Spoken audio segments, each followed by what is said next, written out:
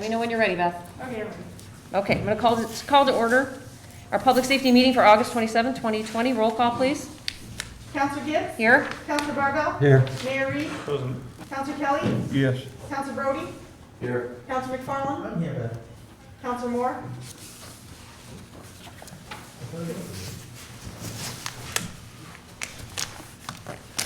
Okay, item number 1 on our agenda is reports from department representatives and discussion with counselors. I would like to invite SUNY PD Chief Pat Rasco, who so kindly offered to come and speak. We had a nice conversation last Friday about the measures that SUNY PD is taking in collaboration with the sheriff and City PD to handle parties and so forth. And I did extend the invitation to the sheriff's department. I did not get a response, so if you wouldn't mind.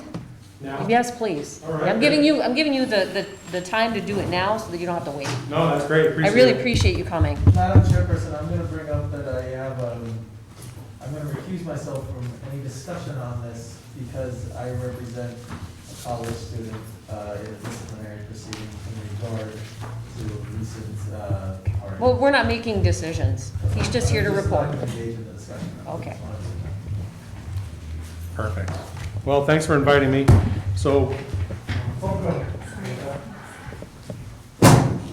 I'll just share with you, SUNY Plattsburgh has had a summer of making preparations for this fall, both for the campus's restart and also for how we were going to keep our students and community safe once our students came back. And initially, we had 3 different plans. Before there was any guidance from the state, we had crafted a face-to-face plan. We crafted a completely remote plan as well as a hybrid plan, which is the one that we're using today, and came up with a number of different ways that we were going to mitigate the risk of bringing a lot of people back in the Plattsburgh community to have school. So over the course of the summer, I've met with Chief Ritter and the Sheriff's Department. The Sheriff's Department having the authority in the county to enforce Public Health Law 12B, which we both can as well, but they've been tasked with following up on quarantine and isolation cases, making sure they're complying with their conditions, and the contact tracing as well. And so our plans really started out with spitballing how we would tackle this, and knowing that this pandemic can't be won with policing. It's going to take a culture. We determined very early on it's going to take a culture shift. And so at SUNY Plattsburgh, we leveraged our student leaders of organizations who are very powerful in that age group to be looked up to fit a social norm in order for them to be good stewards of mask wearing, of social distancing, of spreading the message that we're not going to have parties, as well as student groups and organizations to do the same thing. That was step 1. We realized we had to do a culture shift. We implemented policies that gave us authority to work both on and off campus for enforcement actions for people that didn't get it. And we leveraged New York State executive orders as well as our student conduct manual. The endangerment section is a very broad section that permits a wide range, pretty much like criminal nuisance, the penal law section does for the hosts of a party. Our endangerment section does the similar thing for individuals connected to parties. And so we made sure that we had enough tools to be able to address problems that came up, knowing that we were trying to do this through education and through social norming, education being a big component of why the campus is here in the first place. We decided that a door-to-door campaign might be prudent. At least the students would know. I know there's probably in this room, many of you wonder where you have to wear a mask, where you're not required to wear a mask, where social distancing needs to be employed, how many people can I have on my porch, how many people can I have inside, how many people in a public space. And so those are all fair questions, and the state guidance has been muddy. And so we prepared a document. I'll share it all with you at the end of this if you'd like. And Dr. Kamel and I, our MD from campus, went door to door. We brought student representatives with us from Greek organizations who showed us, because some of them, I can tell you, I didn't know where students lived, but they told us around the back, go up the stairs, out the door. We went to every one that we could find last Thursday and Friday and passed out this safety notice that outlined what was illegal and what was a violation of our student conduct in order to teach them those things. In addition, our campus has sent emails from the administration, emails from me to the student body to outline what the expectations are and what is allowed. And then it's just constant patrolling. So use of force continuum, the very first use of force that an officer can use is just being there to prevent it from happening in the first place. And I know that's what I've been doing with my officers as well as the city PD, wearing laps around Zone 2, Brinkerhoff Street, Court Street, little things that crop up before they become a party, address them, just having a conversation, not even really an enforcement, but more of a community policing engagement where the officers speak with the people on the front porch. How you doing? Does everybody live here? Make sure you stay apart. Make sure you have your masks on. I know you're just watching a hockey game, but just realize how this looks. And if you've been through campus, you'll see that it has been very, very successful. I watched, just before I came here, the bike path goes behind the campus, and I was at a meeting, and there were 9 students that were walking on the bike path together, not in view of anybody, so nobody to watch, and had all the opportunity in the world if they wanted to. Their mask could have been down and nobody would have seen them, and every single one of them had their masks on. I'm very proud of the students and how they've been acting. I'm really hopeful that this sticks and that it has been a shift in the norming. I hope it rubs off on some of the community that they're in right now, because they leave campus and it feels like, okay, now I can let my guard down. Not as many people off campus are wearing masks as they are on campus. But nonetheless, we've given a lot of thought to this and did a lot of work beating the pavement to try to make it work. And it's not going to be done just by this past Thursday and Friday. It's going to take a recommitment, a reminder. Just like orders that we give in the police department, if you don't stay on it and make sure there's accountability, that they're being followed, within 3 weeks it'll be forgotten and back to normal. So there will be a recommitment to this, that we will be going around and reminding and reaffirming and reinforcing and supporting good behavior, the thumbs up for the people that are doing it well, and education for people who maybe aren't wearing their masks. That's our intent. And we have another week before all the students have been here for 2 weeks, like I told the mayor, and then they're part of our community, and they're at the same transmission rate that our community is at. And so another week, we're doing great right now. We have no positive cases on campus. We have no mandatory quarantines on campus. We're down to 12 traveler quarantines on campus. We were at a high of 48. And that decision to be more stringent than the CDC required for our international traveler quarantines resulted in us capturing one student who was actually positive for COVID, but went right into quarantine upon arrival and never got into population to infect anybody else. So it's been going well. We did have a situation where our students went to a beach, and it's unfortunate, but it is what it is. But it's a hiccup. This is an educational institution. There needs to be a path forward for these students. These are kids who are coming to a college to learn, to be adults, and we understand that they will make mistakes, and there needs to be forgiveness so they can move on, and nothing is a dead end.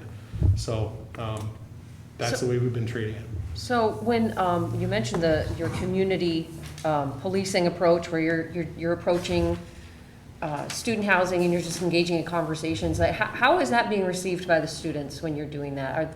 Are they do they welcome the conversation? Yeah. Are they? I will tell you, with the exception of two locations that I know of, with the exception of 2 locations, almost 300 locations that we went to, absolutely well received. Understand, we're scared too, we want to stay here, we came back because we want to get on mom and dad's house, we don't want to screw this up and go remote and have to go back home, seem to get it. Only 2 locations that I'm not going to share did we receive any pushback whatsoever. That you can't make us this, you can't make us that, but And I yeah, can very well back up received. a lot of what you've said. I haven't seen a single student on campus not wearing a mask. I've had discussions with my classes. They all really understand this. Today, the governor's announced that any campus that has 50 positive cases will be shut down for 2 weeks minimum. 50? Yes, 50, 100, 50? 100 or 5% of your population. 5%, okay. But we'll never, So- I mean, that's a large number for us. So I'm really impressed, and I've had conversations with you, and I've been meeting with our chief twice a week on this. You guys really, really get this. The only caveat I note that if there are problems off campus, whether there's students from campus, students from Beekmantown, students from PHS, a bunch of elderly seniors like me getting together, we're gonna treat them all the same and with very little tolerance, because 30 cases translates on average to 1 death. This is a life or death situation that we don't wanna see ever get to that point. Certainly, and I shared before that there's certainly some ambiguity or some difficulty in understanding with all the executive orders and with the phasing that has come out, what is actually what we're following right now. And it's difficult to get answers out of the state as well. And the equity piece that you just shared is something that I actually shared with my officers yesterday about how we were going to address this. It's not just college students. I know we've been painted. I say we. I know that college students have been painted with this, and I think that they've been doing a really good job. You will have droves of people walking together. We just have an increased population. Our density has gone up, so that is going to happen. I hope that they all wear their masks if they're not able to social distance like they're mandated to in a public place. But the equity piece that I've shared with my officers, people that are on a front porch together that maybe don't live there together, there's some danger involved in bringing outsiders onto a porch if you don't live there. However, that same situation, so for our campus policy, that could be viewed as being endangerment. There could be a number of people, let's say 20 people on a front porch, or even 10 people on a front porch. One person lives there, they're all packed on, or whatever. And it's dangerous for everybody because nobody's wearing a mask and not all of them live there. That same situation is perfectly legal in front of any restaurant downtown right now. 10 people can be side by side at a table, not related, not living in the same house, and it's fine. So I understand that, and we, University Police, is not going to apply a greater standard than what's allowed in other places. Fair enough. And I think it is an equity issue, and we want to make sure that we're not policing the public. I said at the very beginning, we're not going to police ourselves out of this situation. This is a public responsibility, taking responsibility for themselves, being a good bystander, reminding other people. That makes me feel uncomfortable. Do you want me to put up my mask? The questions I asked when I was in here earlier. I think that's the way this moves forward, and I think that this community's showing good behavior is good modeling to make sure that others do it as well, the social norming piece, like Governor Cuomo says. Thank you so much. I really appreciate you coming and talking to us. No problem. Thank you. Yeah. Pass out, we'll give it to one person, or just I can pass it out? Sure. This is what I passed out that I shared with you. Dr. Mel and I. Can I just pass it out? Sure. 3, 4, 5, and 1 3. You got it. All right. Freely. Thanks again. I really Yeah. appreciate it. Did Jeff come in? Jeff, you're here? So, Chief Ritter, I was wondering if we could have a quick discussion, because Jeff brought this up a couple of weeks ago. If we could have a quick discussion about what is the progress of this MRAP vehicle and the council's request to try and return it from whence it came. Do you have any update for us? So as it stands right now, we're still in the process of determining if the sheriff's department is going to pursue it. They were going to have mechanics take a look at it and see what the extent, if any, was that would need to be fixed. Still waiting to do that. Okay, so Ira and I had a meeting by conference and phone call, kind of patched up each other in, with Sheriff Favreau because I wanted to engage in conversation with him specifically about this. I'm sure you know about this already. Oh, bless you. Thank you. He seemed to have some specific knowledge about how to get rid of the vehicle, and from some of my own research, it sounds to me like, and so Jeff, I'm kind of invoking you in this because I know you've done some research on it too. It's my impression that the vehicle doesn't really belong to the city PD. It belongs to the Department of Defense. I mean, you get it through the 1033 program, but it's not like you own the title and you can just get rid of it willy-nilly. I was under the impression that it has to go back to a military base. That's what Sheriff Favreau told us when we talked with him. So through our contact at DCGS, they're the ones that oversee the program, and that's the people that I've been communicating with that have given me the directives of what needs to be done in what order. Okay, The so, last communication I had with them was that the sheriff's department had been looking at one in California, I think, and this one is becoming available based on our turning it back into DCGS. but the sheriff said that that's gonna cost actually quite a bit. By his estimation, he said to return it, it would cost about $7,000 or $8,000. And it's broken, so it would need to be repaired, and we don't know what that cost is. And so I'm just relaying to you the information that he gave us. So it seemed to He's saying he me, doesn't want to take it? no, that wasn't it at all. He just was relaying some information that he had about what it would take for the city to get rid of it. So, and I'm bringing this up because, it's the Public Safety Committee, and I wanted to bring this up to the whole council.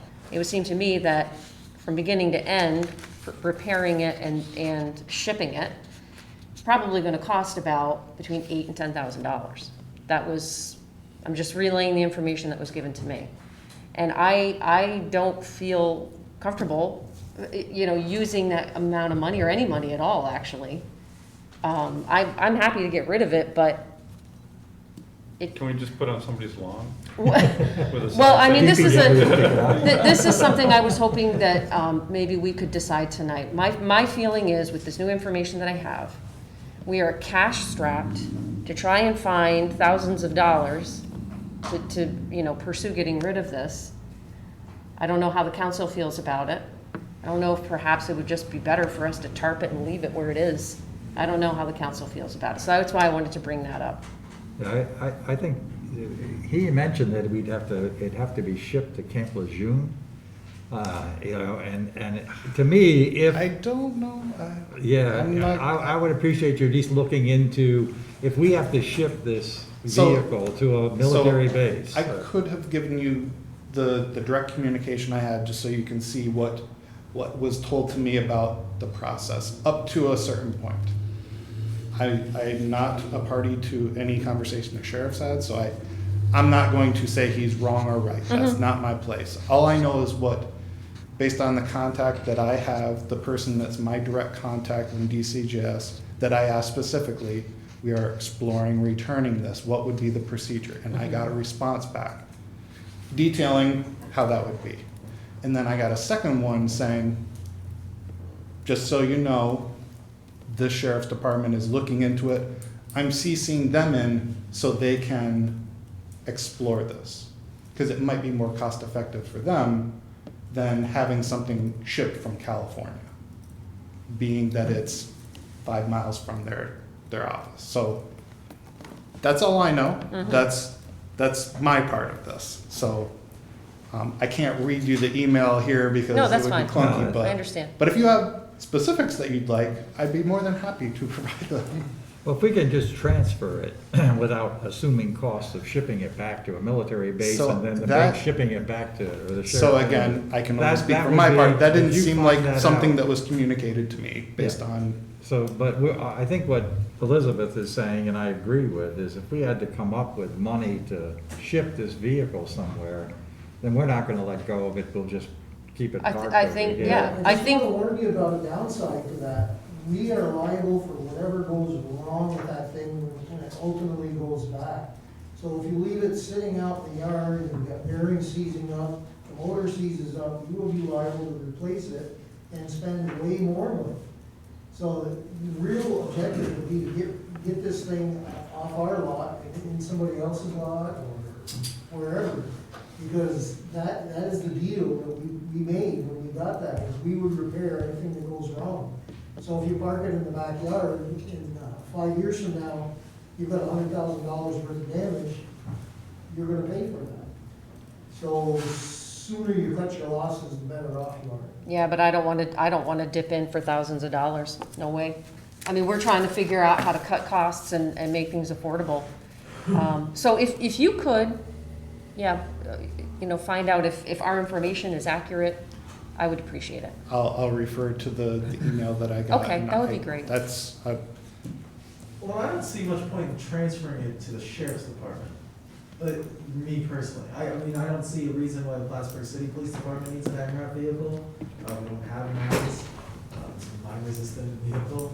I also don't see a reason for any community the size of Clinton County to have one. So I don't see a whole lot of, if it saves us money instead of bringing it to, and I know you're gonna look into this, and I know that's not what you're saying, but if it saves us money to not bring it to a military base, to just transfer it to the sheriff's department, I don't see how that gets us anywhere much better either, to Yep. tell you the truth. Yeah.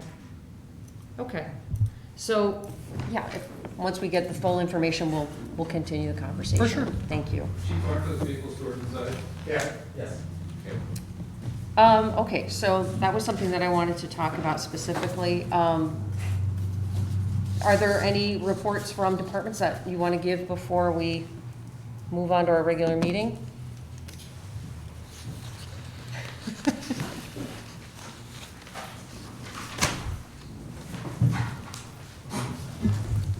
How we doing? I just wanted to report that we've been working with SUNY PD also as far as plans for COVID. We've modified some of our responses to the college because of the quarantine and to limit any exposure. So we've been working with that. Other than that, I don't have anything new to report. If there's any questions. Well, Ira and I had a meeting with Chief Lawless yesterday to continue talking about data and, information and so forth. I'm hoping that maybe by the end of September, we can have maybe some decisions ready to deliver to the council about, so kind of like the outcomes of all of our budget decisions. Ira, how do you feel about that? Oh, I think, for sure. Yeah, so I'll just put that on your radar. I think we're pretty close to wrapping up our data discussions. We're gonna have another one with the police department next week to talk about I sent out a request for data on the downtown office. And then I'm hoping that by the end of September, maybe we can have some finalized recommendations with you, Mayor, about what the budget will look like for 2021. Just somewhat related to that, do all the committees, are they all aligning to complete their budget analyses by the end of September? Sure. Well, Jeff and I haven't had any time, I shouldn't say it that way, I haven't made time for Jeff to talk about infrastructure because my summer's been pretty much dedicated to public safety, but Jeff, I'd like to have a meeting with you about the 2021 budget too, for infrastructure, so. Okay. Any questions for Chief Lawless? Where are we at with the overtime? I know that's something that's always on the fire department's, review, and I think we'll probably do for another overtime report. Right. There pretty soon, but, We've had 3 recruits come back from the academy that are now on shift. That has helped our shift short. We have one that's still in the academy because we had to stagger them due to availability. He will be back soon, by November, I believe is when we looked at it yesterday. But overtime, we have working on an MOA with the union about a way to reduce the overtime. So that hopefully will make a significant dent in any expenditures. So And we don't have a final ruling on the SAFER grant application yet, but maybe you No. could share with the council what you told us yesterday, that Well, it hasn't been rejected. Has It's not still been in the rejected, pool. it's still an active application that has not had a negative outcome on it. So it's still pending. So that means that we're still in the running. I don't know when that'll be, there's usually multiple rounds. They don't have an end date as to when they stop doing the awards. So we don't have, I would keep checking several times a week, see if we've gotten anything. And I have another question, and please forgive my lack of information on it, but Councilor Brody brought up something last week, and he was asking for information, so I don't know, but like, something about a funeral and an accident. I was told that I'm all for funerals and things like that. Right. But if firefighters leave the department or go to the funeral, because even though it's like it was at Old Day Church, it's only Yes, 3 blocks away, does that mean that other firefighters have to get called in to cover for them? no, No? Like, there's no overtime is when this you go being to the funeral. introduced tonight? All right. So Is this being introduced tonight? the overtime occurred that day was for an actual fire on Cumberland Avenue. So the hedge fire that was encroaching on the building. I was just told that they were going to be living When at would the that be? funeral. No, When No. would that happen? that's never been the policy. Oh, oh, Well, didn't you say something about an accident? There was an accident. Yes, when they were leaving, they entered the roadway to go around some parked vehicles that were stopped at a light. And when they went out, somebody entered the roadway off of a side street. So the driver tightened up the corner a little bit and rubbed the back. With a fire truck, when you rub the back of something, you do damage. So he hit a back bumper and a taillight. So it's unfortunate. Damage to someone else's car? Or Yes. to the fire? No, it didn't do anything to the fire truck.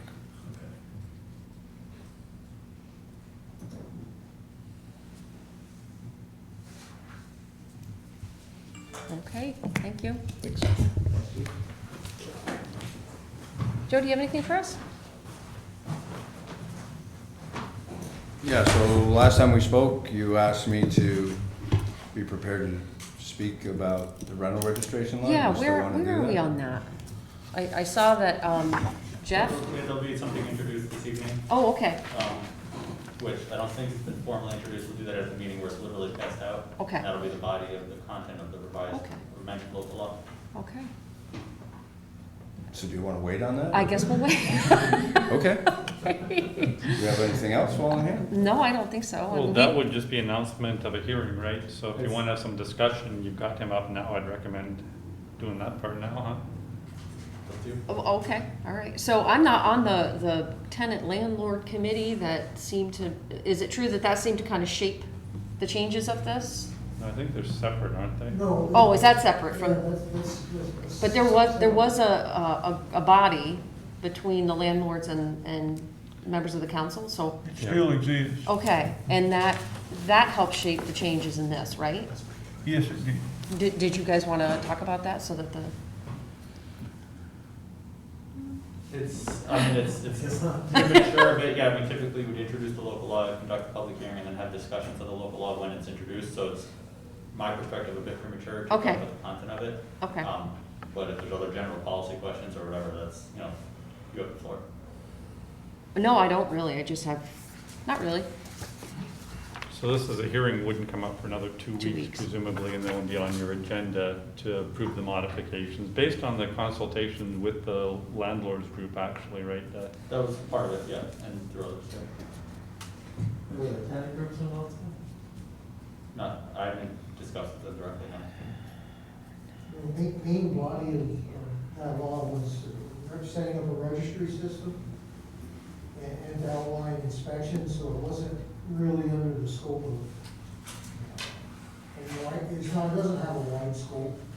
And this, there was a lot of disagreement over some of the provisions of that, so I believe, being corrected, but I believe that we sat down, there was gonna be a lawsuit, and we went over that and came to what was sort of a compromise that would be, if not if perfect, it would be, acceptable to all. I believe that's where that went. Yeah, that's my understanding as well, I don't think Joe was so much involved with that. If you recall, the order was that a previous council was advocating for a local law. We went through that process. There was a vote by the council at that time. The council at that time passed that local law.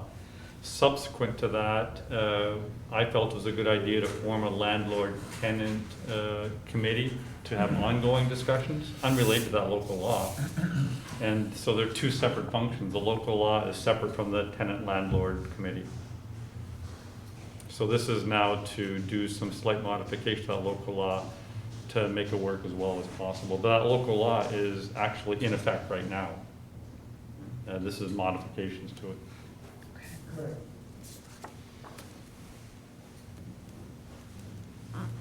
Okay, thank you. You all set? Okay. Sure. Okay, at this time, I would entertain a motion to move items from 1 through 11 to the regular agenda for the evening. So moved. And I'll second that. Counselor Gibbs?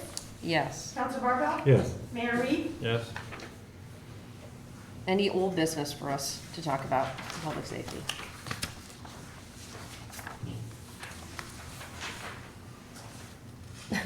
Do you have old business? Chief? Okay. No, I was looking at you. I know, we both looked at each other. No, okay, so seeing none? I was rolling through the Rolodex to see if I missed something. Okay, anything for new business? Okay, I will take a motion to adjourn, So moved. and I'll second that. Counselor Gibbs? Yes, Counselor Barbell? Yes. Mayor Reed? Yes. meeting adjourned. Let's begin our working committee. Gives an opportunity to have a extended discussion on the items on your agenda tonight. We can also do committee reports, and I believe, Councilor Moore, did you want to announce a public hearing? Should we? Okay. While you mull all this over, I could go to committee reports. You've got your routine committees. Are there any reports? Are there additional committee reports from Governance Strategy, City Operations, Councilor Marvell? Yes, I'm going to be sending out a draft to the council this week, working with Richard Marks to examine some efficiencies in the processing of utility bills. And we will circulate it to everybody, get some feedback, and then put it on the agenda. Processing of the payments for utility bills. Payments for utility bills, Yes. sorry. That's right. But, and hopefully bring it up on the agenda for some action in a future meeting. Councilor Barbell, I got an email from a constituent with questions about the fate of the gym. Would you be willing to talk about that next week? Well, sure. Okay. Hopefully we might have some decisions by next week on that. Right now, there's an RFP out. It's and- not out yet, it's being reviewed. Oh, it hasn't gone out yet? Hopefully we'll get it released next week. Yes. We'll know more about it. Okay, that would be great. That's what I told her. And just one other item, that the next week is the governance committee subcommittee, and then that we're starting early that week. There's a resolution on here to change some time, and we're setting aside the bulk of that time, the hour and a half, to take a look at the city's comprehensive plan. The primary focus, the initial focus of that, the comprehensive plan will be around zoning changes. And you all have received an email with a copy of the city comprehensive plan, as well as, I think, a copy of a plan component in Burlington, Vermont, that was recently completed by Burlington. So you have some comparison to look at.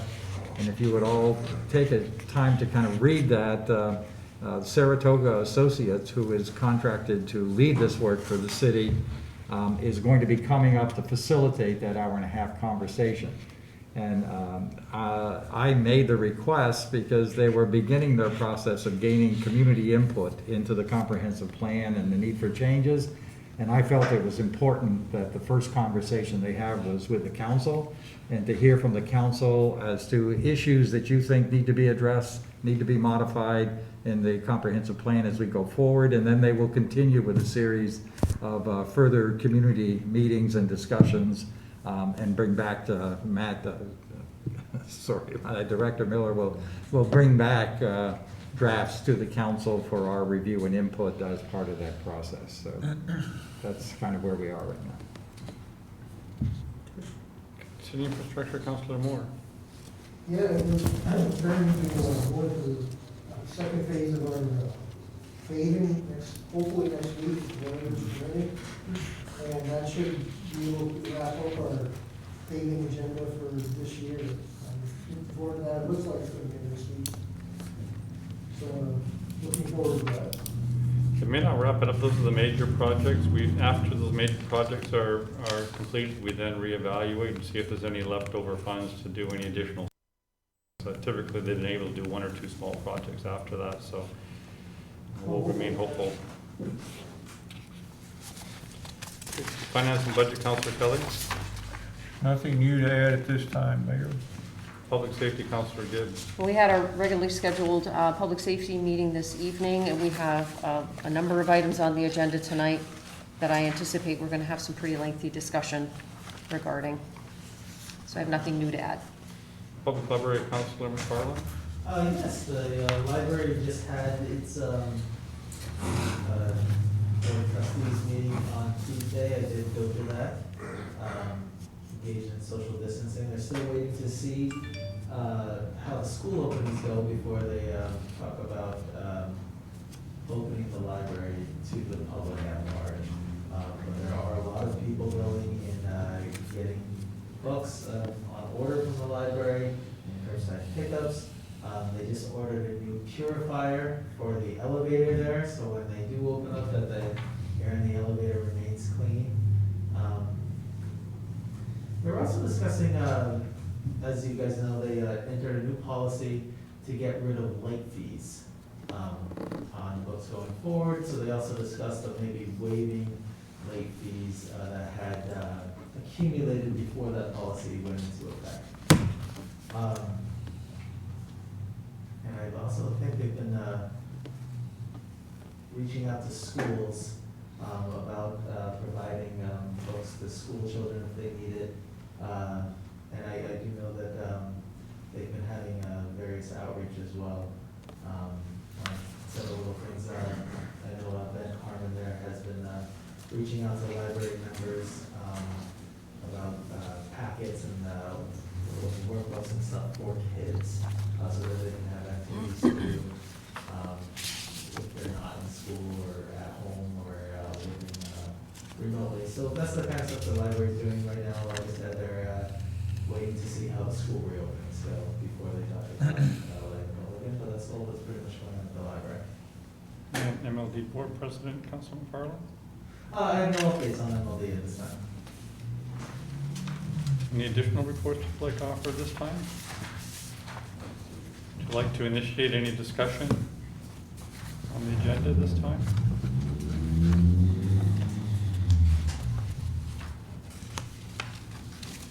Seeing none, would you like to reconvene in 5 minutes? Sure.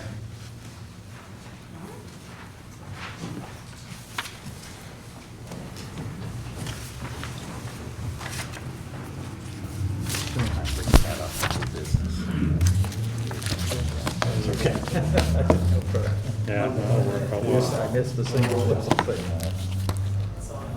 You should sit down. It's on the southwest end of the U.S. Ovalist. It's right next to the right next to We all received an email from a constituent, and she's asking for us to read it during tonight's meeting. Is that a normal process, or? If you can have that conversation maybe before next Thursday, because the next Thursday I have to report back to Moody's on our financial situation. Yeah. Forward it to you? I'll do it under the, what's that called? You know what I'm trying to say, public comments. Yeah, we I'd be can glad accept to it that way, come in and because have a we conversation. haven't passed. I want to make sure. I'm sending it to you right now. Look at it. Yeah, the Let me just go questions print and it. that kind of thing. things, I said I might have a different take. And I said, we need to first have a conversation, because you've got to be the spokesperson. Right. And we all have And I'm the guy held accountable for what I say too, so. well, then we just have to be on the same page. Yeah. We don't want to show any Exactly. variance in front of somebody, the Moody's and, No, especially since they come and periodically re-rate us, so if we tell them one thing and do another, then they're gonna remember that. yeah. So is there a fee for the classes, Rich? Continuing education type thing, government, county? Yep. $85, I think it is. Reduced for board members. I think it's 125 for regular participants. You guys get a discount. Be interesting. Yeah. Yeah. Teach you some of the nuances of all the government accounting stuff that we have to go through. How soon do we have to get back to you on that? How soon do we have to reply? It was in the memo where you have to register and stuff. I think anybody can register individually. Yeah, that's good. So, When you spend time on it. Is it next Monday? is it next Monday? Councilor Brody? There's one for October the 14th and one for November 10th, 12th, December 2nd. Councilor, what's the sign of it though? I didn't check that.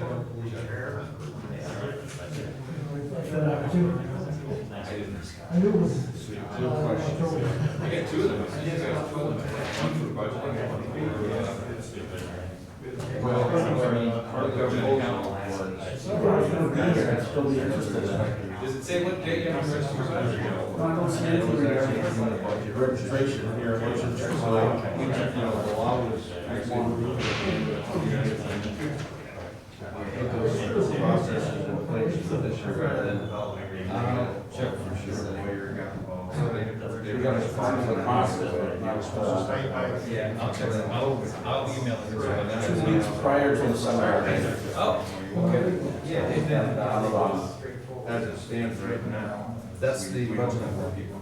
It doesn't say what another. That was the same. Yeah. You two have any issues? Who was the attorney? I usually go to things like that. The example was the rental registration, similar to this. And then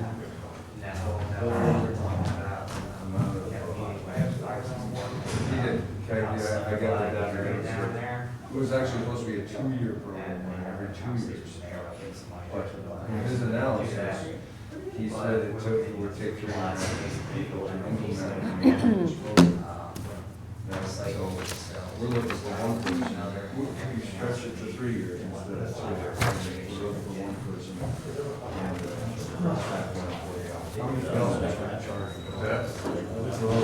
I had the longest 2 days of it. Well,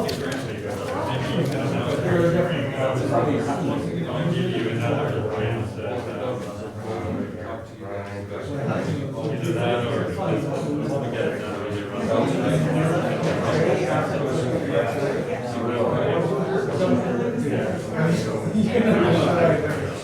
Like sometime I was like, yeah, I was like, yeah, you want to get out of town.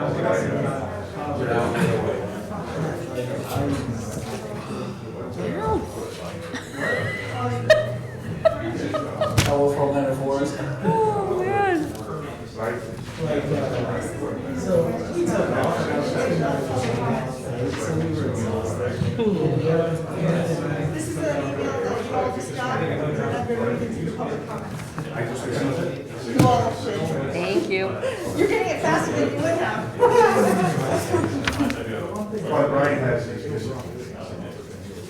It's 5 o'clock, folks. Okay. Move to it. Somebody stole my pen.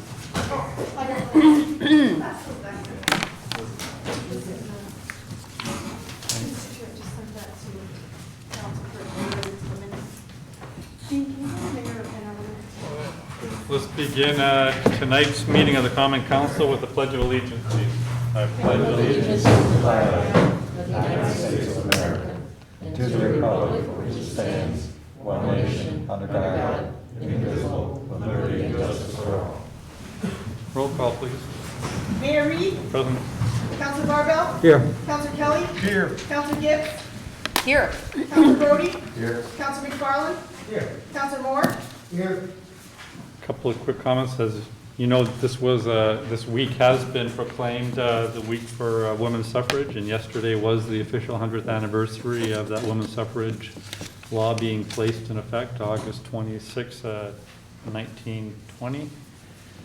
Some of you also know that Moody's has asked me for a commentary again on the state of the city. They do that in anticipation of issuing another bond rating, and we're going out periodically once every 4 or 5 years for a set of borrowings, and that's in the process. They'll probably be completed over the next couple of weeks. So we'll be meeting with them, I believe, to discuss, and they ask very prescient questions. First of all, they do this all the time, so they know what they're doing. Second of all, they have the same individual from Moody's assigned to the city as our analyst for a number of years, so he's really well familiar with our city. Last time we went down to Wall Street to actually speak with him in person for the last major bond reissue in 2017. And this time I think we're presumably doing it by Zoom. If you recall last time, we were probably at the actual lowest part of our finances, and sometime our fund balance had run out. We had a negative outlook. Our bonds had been derated, and we weren't very hopeful. I'm always slightly hopeful in the area of finances, but as you know, last time they rated us, they left us our bond rating where it was, but they had said that before we came and spoke to them, they had anticipated moving it down 1 or 2 notches. 2 notches would have been tragic, because it would have placed us in the category which are commonly referred to as junk, or what it really means is it's a ratings category that makes us no longer eligible for bank borrowing, and bank and pension funds, etc., have criteria that don't allow them to buy a non-investment grade paper. So we didn't have the D rating last time, which was good, and as a matter of fact, they moved us from negative to neutral. If this were not a COVID era, I'd hope to go up a bond rating or 2 based on the progress we've made, and probably move up 1 to 2 and move to a positive outlook. I don't think that's realistic in this COVID era, so if we can just possibly hold our own next week and not have a down rating, I'd be tremendously gratified. I'll give you a sense of the questions they ask. Like I say, they're very insightful. I'm trying to give them as honest a statement on each of these as I possibly can. I know various other high elected officials have said one thing to the IRS and then said a very different thing to the banks when they're trying to get loans. I believe that there's only one financial answer. One may be more or less pessimistic or optimistic, but whatever that story is shouldn't depend on which audience that we're saying it to. So they ask about residential and commercial development, and we've got some things that we can say that have been positive. I mean, finally that Lakeside apartment complex is being developed and up for sale now. That's really good news. Some of you have been on the council remember us having to deal with that for about 2 years. We're still hopeful that the prime development will proceed with $20 or $25 million of investment, but as you know, they've gone back and they're resubmitting the package again, and we've all been watching the ups and downs, or the downs and downs with regard to that project. We had a presentation last week on from a group potentially developing the harbor side. We're trying to figure out how we can do that, and within their 8-month time frame, and they said they've got no stomach to deal with what Prime has had to go through, so we're trying to figure out that. So there's a little bit of optimism we can perhaps say there. They ask about our city's taxpayers, and as you all know, we are on a tax certiorari case with GP, Georgia Pacific. We'll work through that. Most of our top 10 landlords you probably didn't know, or top 10 taxpayers you probably didn't know are landlords. So we'll have to see how well this community, or this college and this community manages COVID-19 to see what's going to happen with the rental market over the next a year or 2. But right now it's holding its own. What's the economic impact of the pandemic? I think we all have been discussing that just about every meeting. I think the estimates that we've had are tracking pretty accurately, except for I did see, it was a nice bump up in sales tax revenue recently, but I attribute that to lagging reporting of internet sales. Takes a little while to get those sales taxes from all across the country based on this new law that the sales sold from anywhere to New York State are eligible for sales tax. We're capitalizing a little bit on that, but that's got a bit of a lag. So I don't anticipate that kind of rat going through the snake is going to continue. Do we have plans to issue any additional debt over the next 3 years? They're trying to ask, are you borrowing now and just to go and borrow again next year and the year after and the year after because you're not planning your budget accordingly? And I'm saying we hope not, although there are some large borrowings that water and sewer is spreading out over a number of years. But that's at a very low or zero interest rate through the state. And that's also a separate enterprise fund to pay for that debt service too, so it's not as big a concern for Moody's. Do we have any large planned capital projects? Again, the water sewer projects are the largest that we're doing right now. What's driven the recent improvements in the fund balance? See, a leading question. They knew there'd been improvements in the fund balance, so they're asking us specifically how that came about. So we've got a nice narrative there that, and many of you have been part of that turnaround back in 2017.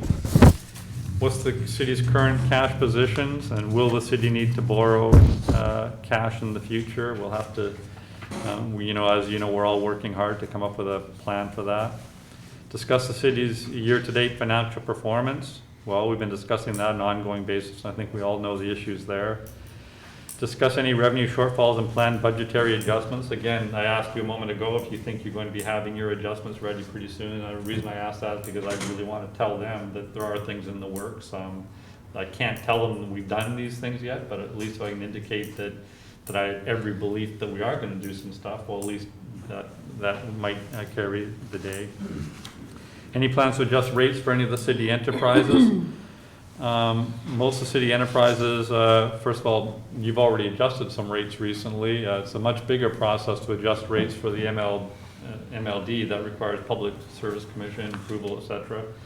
So I'm answering no, although we can look at individual rate structures and fee structure for some of the other things we're doing. City facing any major material litigation or tax certiorari claims? I mentioned GP. We do have the police and AFSME settlements coming up as well, as you know. And then I guess ask more about labor contracts, and I specify that we've got a couple of contracts we've passed and a couple of contracts we're still working on. I give them the range of potential city liabilities from those. Does the city anticipate any increases in pension or healthcare costs? And I know we've had a lot of discussion for those. I personally think that in the medium run, healthcare costs are going to rise, although I recognize there's a range of opinion on that. And I also believe over the medium term, pension care costs are going to rise, not because we don't have a comptroller who invests our money incredibly well, but I don't have quite as much confidence that the market's going to stay up. Most economists actually don't. And second, I think one of the strategies that all municipalities are going to use in these days without federal relief is to reduce municipal and state payrolls. As those payrolls go down and as more people are encouraged to early retire, there's more people drawing on the pension plan and fewer people paying into the pension plan, and that means pension rates per individual are going to have to rise because it isn't a lockbox system, it's a pay-as-you-go system, in effect, kind of like Social Security. Is there a fund balance policy? So far, my best answer is, well, no, not really. I know the council, before I came in, adopted a policy of 3 to 5%, but at that time when they adopted the policy, we were at -%. And I know we've had a goal of getting it closer to 5 to 10%, with me advising based on our self-insurance, it ought to be closer to 15 to 20%. So I'll explain all those, but we don't have a hard and fast fund balance policy that we're really required to adhere to. I don't know if there is a mechanism to make one adhere to a policy, because we can always change the policy. They ask, has been any change in the cybersecurity front? No, we've talked about it, but we haven't had a change yet, but I think we're all aware of the vulnerability. I know both you councilors have spoke about that to some degree, and I think that is a huge potential liability. And is the city's other post-employment benefits liability, or what we're doing to address that. They recognize it's very high. We have an unfunded mandate of liability to our retirees, somewhere around $175 million. Huge, huge, huge money. If we were a private company, we'd be required by law to put reserves aside to pay for that. Because we're a municipality, we aren't required to put those reserves aside under the belief that, geez, all we have to do is crank up taxes, double taxes for a while, and we'll pay for them. But that's not feasible, especially with taxes at a mill rate of around 12 to go up much higher. It can't go to 25 or 30 or 40 mill rate just because we haven't properly funded our liabilities. So they're asking us what our plan is for that, but I guess I don't have much to offer except to make sure that we really make sure that when we hire for the essentials. The service is absolutely essential to run a city, because every single person we hire is an unfunded mandate to our healthcare liability at some point when they retire. Most of the members of our healthcare system are not employees, they're former employees, and former employees' dependents. So that's something, every time we hire, we should be mindful of, because that's a number in that $175 million liability, which they recognize is incredibly high, and it's somewhat of an artifact of Plattsburgh. Very few municipalities offer the same sort of generous lifetime health care benefits packages and high salaries that we do. So we have liabilities that they're not used to seeing elsewhere, so they're asking for them. They're called OPEB, other post-employment benefits. So I'm still working on this report. I know a couple of you have offered to look at this with me and offer advice and let me know how your various committees could weigh into my report for next week. But I'll have to issue that Thursday morning. So I'll continue to keep me busy over the upcoming week. So if any of you want to speak with me about that, I'd welcome that. That's all I have to report today. Please continue. Resolved that the minutes of the regular meeting of the Common Council held on August 20th, 2020 are approved and placed on file among the public records of the city clerk's office. Moved by Councillor Gibbs and seconded by Councillor Barbell. Discussion? All in favor? Aye. Opposed? Passed. Resolved that the payrolls of the various departments of the city of Plattsburgh for the week ending August 26, 2020 in the amount of $455,478.62 are authorized and allowed, and the mayor and the city clerk are hereby empowered and directed to sign warrants drawn on the city chamberlain for the payment thereof. Moved by Councillor Kelly and seconded by Councillor Gibbs. Discussion? All in favor? Aye. Opposed? Passed. You offered your reports earlier for your various committees. Are there any other additional committee reports or items from individual councilors? Introduce local law P3 of 2020. The local law renaming, amending, and replacing its entirety section 144-18 rental permits to chapter 144 building code administration and enforcement for the city code of the city of Plattsburgh. We also like to set a public hearing date for Thursday, September 20th. 10. 10. Did you say that? You said 20. 10th, 2020, Vice Mayor. And, So from what I gather, no action at this time, just merely setting a hearing date for Thursday, September 10th at 5 p.m. Okay, thank you. Any other additional councilor or committee reports? Seeing none. Resolved, the report says the list are hereby ordered received and any written reports are placed on file among the public records of the city clerk's office. Moved by Councillor Kelly and seconded by Councillor Barbell. Discussion? All in favor? Aye. Opposed? Passed. No correspondences or recommendations from boards at this time. Please continue.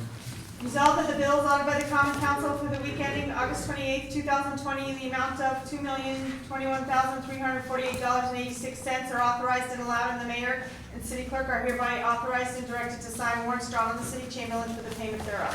Moved by Councillor Moore, seconded by Councillor Gibbs. Discussion? All in favor? Aye. Opposed? Are there any persons who would like to address the common council at this time on items that are on the agenda? There will be another comment period or at the end of the meeting. Seeing none, please continue.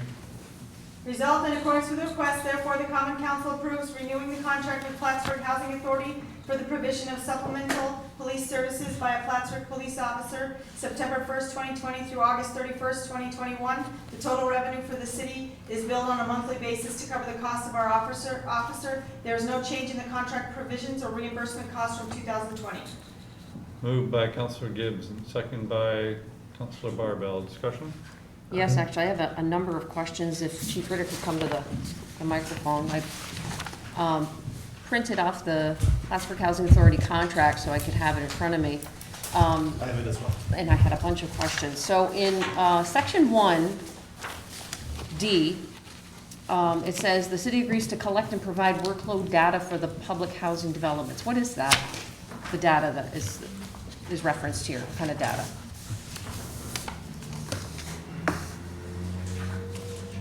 Where was it there? It's section 1, item D. It says the city agrees to collect and provide workload data for the public housing developments.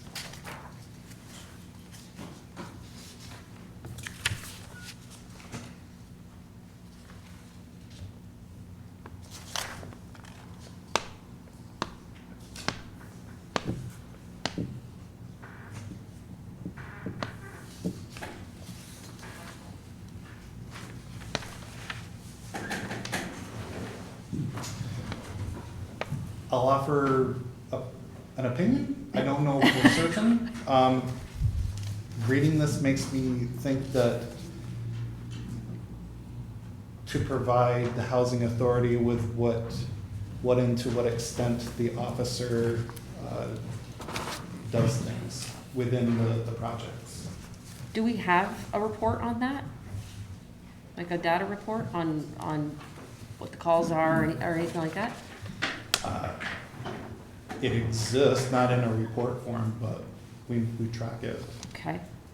Item F on the same section, it says, without limiting any of the foregoing, the city agrees that with respect to services to be performed, any police personnel in accordance with the contract, the appropriate police department supervisor will meet with the resident leadership and management representatives of the authority on a routine basis for purposes of reviewing the enforcement and prevention efforts and planning for future changes or modifications anticipated by the contract. Meetings shall occur at least quarterly. Are those happening? Couldn't tell you. So who is the appropriate police department supervisor? So is that supposed to be happening with you involved? The housing officer used to report to a lieutenant. Okay, so you don't have lieutenants, so that's you. Okay. I trust that the housing officer is doing what they're supposed to be doing and at the direction of the housing authority. Okay. If that's something that the housing authority requests or wants, certainly it's their prerogative. Okay, so it also says in I, the police department will provide a minimum of 16 hours of training on the community relations and interpersonal communication skills. So who does that training? I do not know.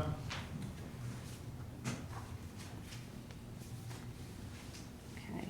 Item K says the police department shall designate a command officer as the administrative liaison, who works in concert with the executive director of the authority. And who is that? I'm sure it was a member of management at some point.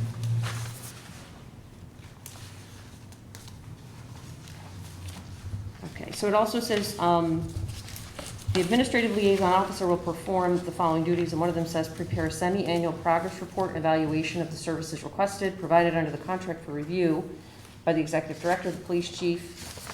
And it goes on and it says, and political leadership, for example, the mayor and the council members. We came across this last year, semi-annual progress report. And I can't recall when the last one was issued. I believe we got one, but I don't remember when. So do you have in memory when the last one was issued?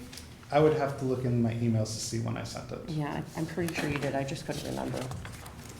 And it also says in number 5 to coordinate security workshops and training seminars for identified residents. What is that exactly? So it says the administrative liaison officer, bless you, will perform the following duties, and one of those is to coordinate security workshops and training seminars for identified residents. What is that exactly? I would think that that is an outreach based on persons or residents that need such training or outreach. Okay. Based on requests through the housing authority, but I would think that this is a component of the officer's work that to conduct these. Okay.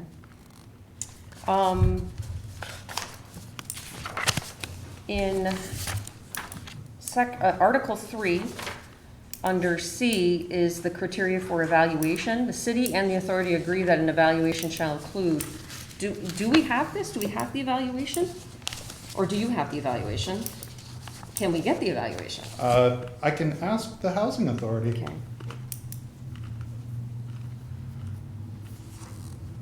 And the last question I have is about compensation, which is Article 6, because it's referenced in the resolution.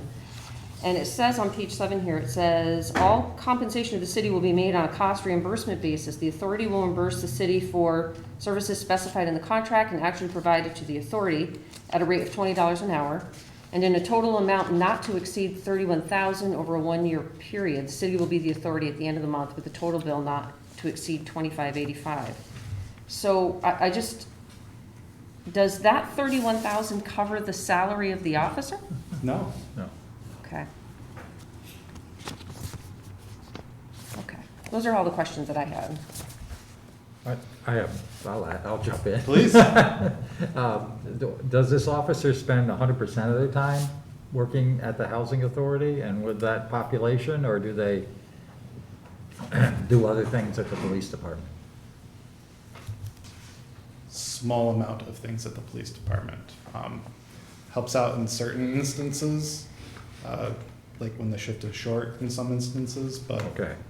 the vast majority of his time is, But you would have the ability to say you need him for a shift or something like that? yes, so, that is the kind of give and take to it, yes.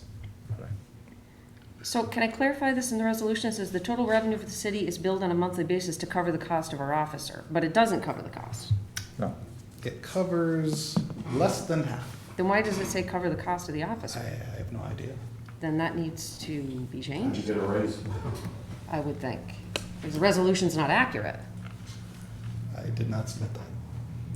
Thinking about the mayor's comments earlier about pension liabilities and health care, I also wonder if the housing authority is prepared to pay those expenses also.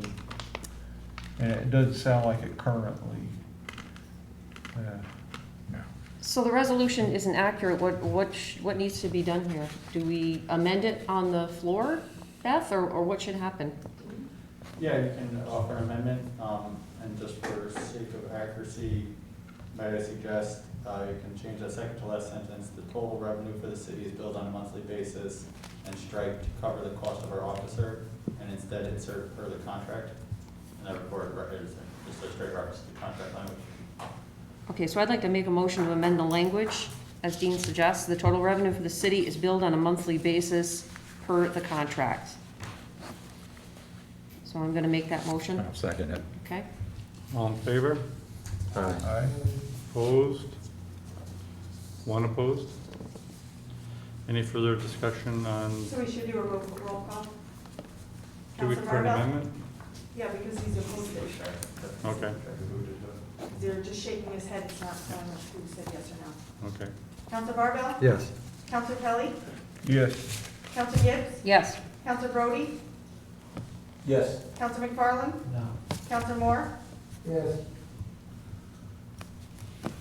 Now, having made this amendment, I would suggest that we speak with the housing authority and make sure that they are willing to pay the full cost of what it costs what it costs the city for an officer. You know, as we just heard, health care for retirees and pension liabilities, and even health care for active officers is much greater than the cost of $20 an hour. It's probably gonna be closer to $40 an hour when it's all said and done. Realistically. Well, that's Probably what- also going to be, it's going to probably, maybe I'm wrong, but probably also differ depending on who the officer is and how long that officer has been in force and what that person's annual salary is. So if you're taking a cadet at a base salary versus somebody who's been on the force for 20 years, you got a pretty large disparity in the salary. I'm So- guessing that currently the officer that is there has been there for a while. and That he- officer has been there for 16 and a half years, and his salary, forgive me, is $68,806 base. And perhaps Mr. Marks can tell us what the add-on is for his benefits. I don't have it with me. I can get it for you. 40%? I'll get it for you. I Okay. don't wanna make any guesses. Yeah, that'd be great, and if you could look and give it to the whole council, that would be great, Richard. But I wondered if this agreement is 16 years old, and that's why it's $31,000. Potentially, It just, the rate's never been changed. potentially. I've never seen a copy of it, and I know we get the 2585 every month religiously, but, so. Okay. There's another liability we assume with every employee, especially public safety employees, is a legal liability for their acts, as we've seen in the case of the civil rights violation in 2017, the recent ambulance issue that recently arose, the vehicle accident. All these are additional liabilities that we should, as economists, I believe we should always try to quantify everything as much as possible, so we really know what the two sides of the equations are dealing with. So I'm wondering if maybe we ought to table this, I think so. and come back to it when we have all the information, like what exactly does it cost for this officer? And then we might be better prepared to vote for it. And maybe if we make that decision, the questions that I posed, we could have answers for those, that would be, I think, helpful too. You could for it. I absolutely will, make notes. You know I like to make notes. That's fine, that's fine. So I'll make the motion that we table this. I'll second it. No, just to point out, if you table it though, instead of doing a month-to-month thing, this contract begins September 1. So Correct. do you have a shift problem? That person won't be basically employed or on contract for a couple of days before you meet next? I think. They will not be doing housing work, they'll be doing patrol work. Well, that's an important point, because if this contract is not renewed, the city still would be obligated to Still gonna provide be police patrol. services to this area, it just wouldn't be getting the supplemental payment for those services. Right. So I don't think it's a zero-sum scenario. Well, I met with Mark Hamilton last week and had a long conversation with him about curb fees and other issues. And he had a really interesting conversation about the contribution of the public housing to the city and additional things that they do along that line. And I had suggested to him it would be interesting for him to come and make a presentation about Public Housing Authority to the council, so everybody would know, get a better sense of the role the Public Housing Authority is playing in the city of Plattsburgh. And perhaps I could reach out to him and see if he would be available next week to come to the council meeting and actually make a presentation. And also we could get his perspective on the role of the officer and what contribution it makes to the Public Housing Authority. I feel fairly certain saying right now that they're not coming up with not only $68,000, but $80,000 or something to cover an officer being there full time. So has it been the same officer assigned to the housing authority? Has it been the same officer for the last 16 several years? I would say since about 2013? Same officer since 2013. 2013 or 2015, for many years. So we still have the motion on the table to table it. Right. right? So did we do a roll call on I tabling don't know if it? that's an official motion to table, I think. Yes, Yeah, I Mike made a and Ira motion. made the I motion to seconded the table it. motion. No, I have no idea what that. And then Dean, you said it doesn't make a substantive change if we table it. I mean, the Plattsburgh Housing Authority will still have, Police services. full access to the police department if they have needs. Like anyone in the city. Yeah. Right, so I think that we should take a roll call on tabling it. And I think that when this comes back up, we need all these questions that I have answered. I want more information on the actual officer who's there. Because we're going ahead and we're authorizing an officer to be there, but we honestly don't know, for example, what kind of evaluation has been done on this officer to make the recommendation to place him there. Or Yeah. her, I'm assuming it's a him. If we And- don't table this tonight, I'll have real difficulty voting for it because there are a lot of unanswered questions. Well, then Like, let's, why does it take, why are we paying $31,000 for something that cost us maybe $80,000 a year? So That's a good question, I think. we should vote on whether or not we're tabling this, I Yeah. think. Okay. Roll call? Counselor Barbell? Yes. Counselor Kelly? Yes. Counselor Gibbs? Yes. Counselor Brody? Yes. Counselor McFarland? No. Counselor Moore? Yes, It's tabled.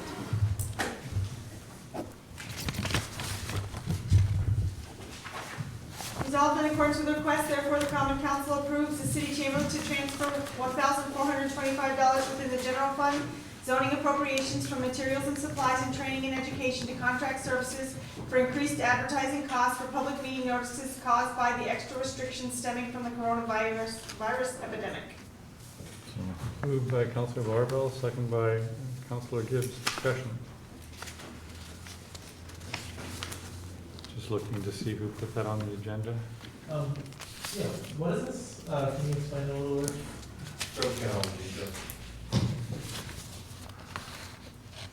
Sure, yeah, what I can say about this is essentially about a year's worth of meetings already about this, because we've had so many special meetings.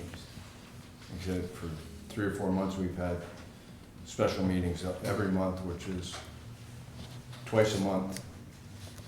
Also, because of COVID, we've had to make our public announcement longer so that the public was aware of how to participate in these meetings. It's charged by the word. So some of that sounds like we may be able to recover from any COVID reimbursements that we can receive, Chamberlain? Possibly. And then some of we can't, because if we just simply choose to have extra meetings that we haven't funded, then COVID's not gonna fund those, right? Those extra meetings weren't caused by COVID.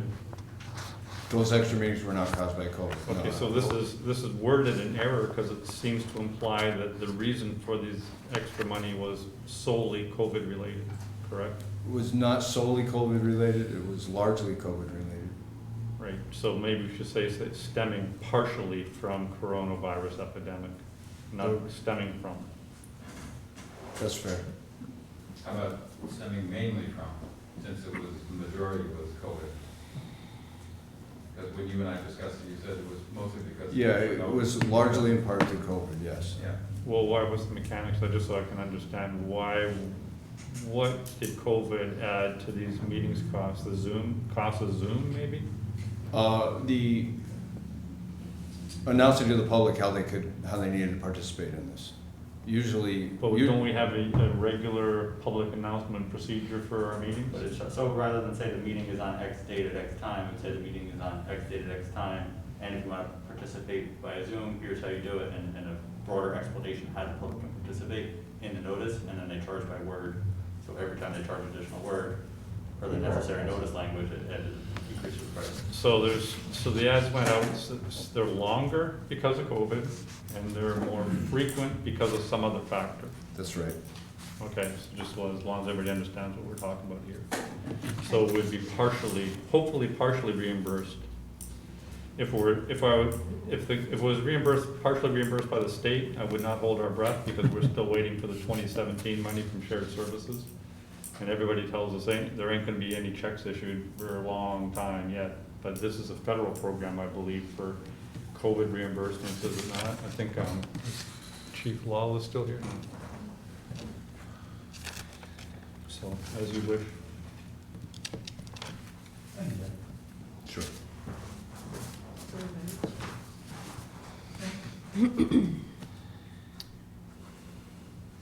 Any further discussion?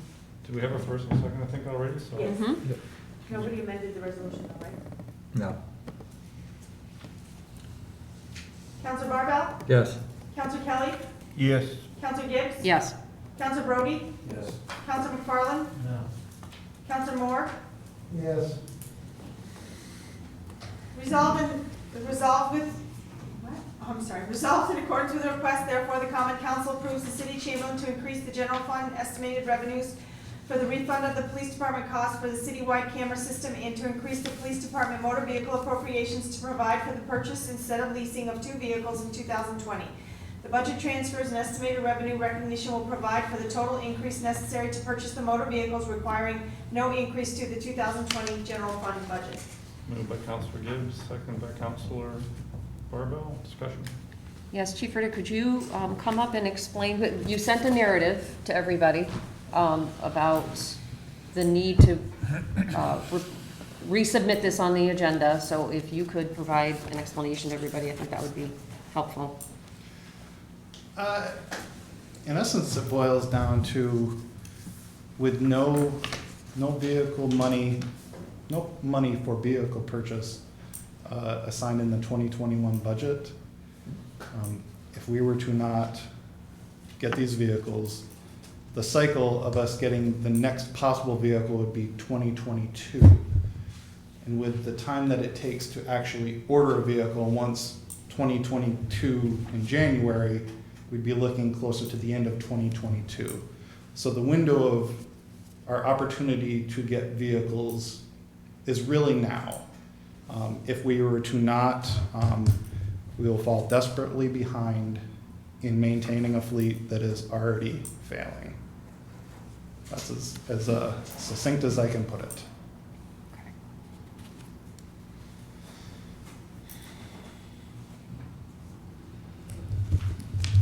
Any further questions? Any further discussion? Roll call? Counselor Barbell? Yes. Counselor Kelly? No. Counselor Gibbs? Yes. Counselor Brody? Yes. Counselor McFarland? No. Counselor Moore? Yes. That was adopted. Resolved in accordance with the request, therefore, the common council approves Luck Brothers Inc. to extend the previously approved closure of the Broad Street parking lot through Thursday, October 1st, 2020, to complete improvements related to the city's downtown revitalization initiative. Moved by Counselor Gibbs, second by Counselor Barbell. Discussion. Why do they need longer? And this is only for that, is the Arnold parking lot right on time? The Arlington Bone lot is proceeding according to plan. The Broad Street parking lot schedule was always dependent upon NYSEG's schedule for remediation of the riverbank, which abuts the Broad Street lot. When we first asked the council to close the lot until the end of August, we anticipated a handover date from NYSEG to the city to begin improvements to the lot in the first week of August. NYSEG found considerably more material that needed to be removed from the riverbank once they actually started digging into it, and they didn't actually turn the site back over to the city until about August 19th. So Luck Brothers has had to readjust their schedule to align with that, so we are requesting another month to finish all the improvements. Okay. Any further discussion? Roll call? Counselor Barbell? Yes. Counselor Kelly? Yes. Counselor Gibbs? Yes. Counselor Brody? Yes. Counselor McFarland? Yes. Counselor Moore? Yes. Resolved in accordance with the request, therefore, the common council approves that the meeting time of the Governance Strategy and City Operations Committee scheduled for Thursday, September 3rd, 2020 will be changed to begin at 4 p.m. The regular common council meeting time will be changed to begin at 5:30 p.m. Moved by Counselor Gibbs, second by Counselor Barbell. Discussion. Yeah, I know you already told us, but what's up for discussion? It's the master plan, is that it? It's the city comprehensive plan. Comprehensive plan. Okay. Saratoga Associates will be coming to facilitate a conversation with the council at that meeting. I'll just add, I know there's a lot of demands on the councilor's time, but the discussion will involve a foundational document for the city, so if you do have an opportunity to read it, the more insightful your comments during that meeting, the better the plan will ultimately be, and that will shape city planning for a generation. Was that sent out to us already, Matt? It was sent out, I believe, earlier this week, but I can have that resent. It was sent by Milena, so. Milena sent that, and the new one that was adopted by, Burlington. I believe, last year, or maybe. Last year, I It's a think. summary of their process when they updated their. I This is will- from 1999. I will locate that, thank you. Thank you. And Matt, if you could send out Milena's outline of for the meeting, because it was attached as a picture at the bottom of one of her emails, and to send it out so that everybody makes sure they have that as well. Yeah, we'll send that out as well. What is the projected length of that meeting? An hour and a half. Any further discussion? Roll call? Counselor Barbell? Yes. Counselor Kelly? Yes. Counselor Gibbs? Yes. Counselor Brody? Yes. Counselor McFarland? Yes. Counselor Moore? Yes. Resolved in accordance with the request, therefore, the common council authorizes the city chamberlain to amend the city's cafeteria plan at a total cost of $300 to include the IRS change to section 125 cafeteria plans issued under notice 2020-29, allowing for employee mid-year election changes to their health flexible spending and dependent care flexible spending accounts due to the impacts to these employee flexible spending accounts caused by the COVID-19 pandemic. Moved by Councilor Gibbs and second by Councilor Barbell. Discussion? Roll call? Counselor Barbell? Yes. Counselor Kelly? Yes. Counselor Gibbs? Yes. Counselor Brody? Yes. Counselor McFarland? Yes. Counselor Moore? Yes. Resolved in accordance with the request, therefore, the common council approves the mayor and police chief bidder to sign a contract with Plattsburgh City School District for school resource officer for the 2020-21 school year. There is no change from the contract of last year. I'll just make a note. Moved by Councilor Barbell, second by Councilor McFarland. Discussion? Yes, I'll talk. As many of you know, I've been against this for 2 years now. 2 years ago, Councilor Kelly and I were the only ones that voted against it. Last year, Councilor Kelly was absent. I voted against it then, and it passed both times. It won't surprise you to know that I'm gonna encourage you all to vote against it again this year. In my opinion, there is absolutely no reason for police officers to be in schools. Even well-meaning school resource officers, it does not provide the right culture for school. In schools that have school resource officers, the amount of arrests go up 5 times as with schools that don't have school resource officers. And this is when you control for student demographics such as race and income. It further greatly affects the, I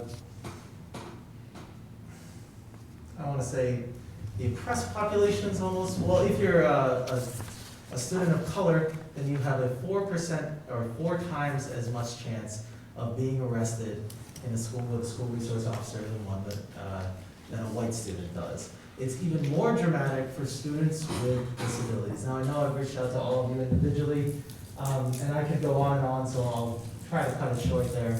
But there's absolutely no reason to have a school resource officer.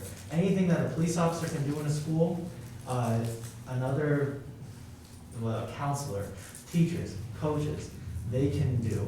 It does not make schools more safe. The data shows that schools with school resource officers do not have less crime.